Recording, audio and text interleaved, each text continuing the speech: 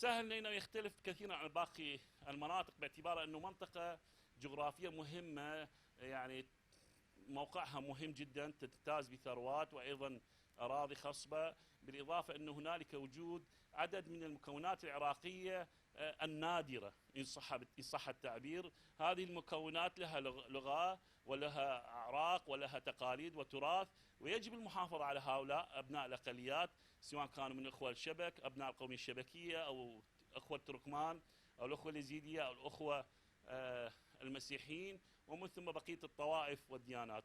اليوم نحن بحاجة حقيقة إلى الاهتمام بأبناء سهل نينوى بشكل عام، باعتبار أنه هم الشريحة الأضعف في موضوع هذه العصابات، والتي دفعوا ثمن باهظ كما الأخوة اليزيدية وأبناء الشبك والتركمان، ما كان يختلف معهم في العقيدة أو الدين.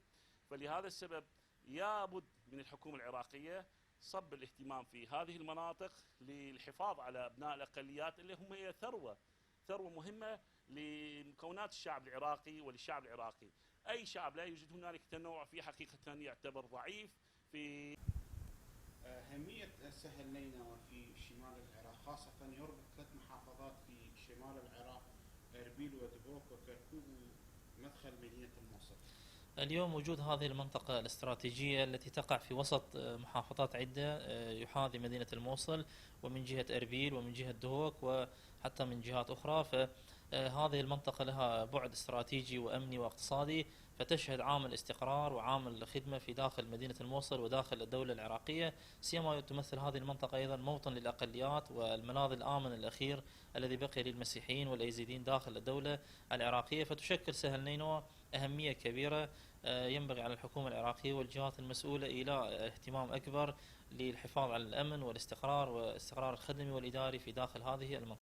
مختلف أن هذه المنطقة ذات الطبيعة المختلفة وتسكنها مكونات مختلفة من المسيحيين والشبك والتركمان والأيزيديين، إلا أنهم عاشوا على مدى الدهور مسالمين دون وجود مشاكل عرقية.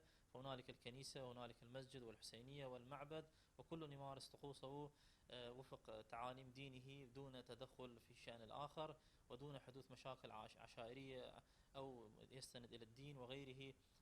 فالأقليات في هذه المدينة على مدى العصور مئات السنين في وحدة وانسجام، ومحافظين على السلم المجتمعي والعلاقات التاريخية والتزاور الموجود والعلاقة. بأنه سهل نينوى مرتبطة بمحاذية إلى محافظات، سواء محافظة دهوك وسواء محافظة كركوك ومحافظة أربيل، ونحن نرفض التجاوز أيضا على الممتلكات وعلى المساحات الموجودة حاليا في سهل نينوى. سهل نينوى غنية بكل شيء، غنية في النفط، غنية بالمواردات الأخرى، وغنية في تربية المواشي، وغنية في الزراعة. ونطالب الحكومة المركزية أيضا بإلغاء المادة 140، ويكون سهل نينوى سهل مستقل، سهل تابع لمحافظة نينوى، تابع للحكومة المركزية، لأن سهل نينوى بوابة النصر، بوابة الخير، بوابة أمن والأمان لمحافظة نينوى.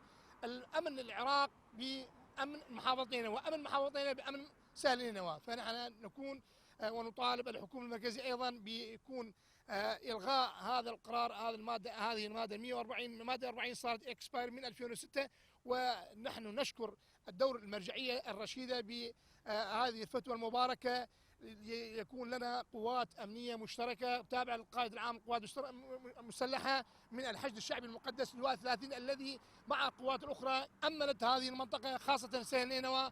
الآن سهل نينوى أمن وأمان فيها الحمد لله والشكر، ونطالب الحكومة المركزية بعدم تدخل أي قوات أو إضافة أي قوات أخرى في سهل نينوى، ولنا قوات نحن في أبناء المنطقة لأمن واستقرار.